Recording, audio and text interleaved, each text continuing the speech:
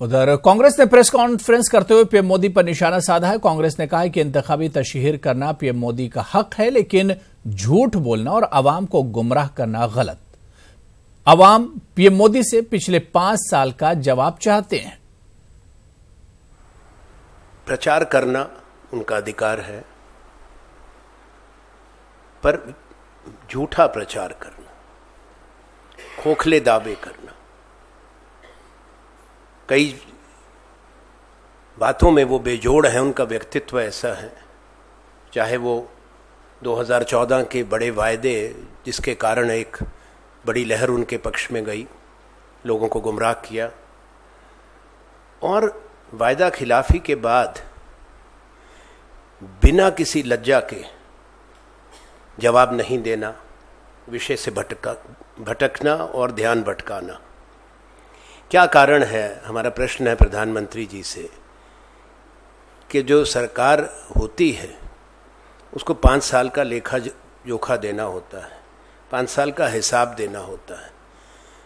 देश का नौजवान, देश का किसान, देश का गरीब, देश का दलित प्रधानमंत्री से ये गुहार कर रहा है कि कृपया जो आपने कहा था उसका हमें जवाब दीजिए। आपने क्या किया और क्या नहीं किया, और क्यों नहीं किया? क्योंकि आज जयंती है बाबा साहब अम्बेडकर की। हम उनको जहां सम्मान से स्मरण करते हैं, प्रधानमंत्री को उनकी प्रतिज्ञा के बारे में भी याद दिलाना चाहते हैं कि पिछले 5 साल में इस देश के अंदर दलित शोषित वर्ग के साथ कितना अन्याय हुआ है। प्रधानमंत्री हर बात को हल्के तरीके से ले रहे हैं। वो कांग्रेस के न्याय अभियान को भी गंभीरता से नहीं ले रहे, उसका भी मजाक उड़ाते हैं। वो उनके शासनकाल में जो अन्याय हुआ है,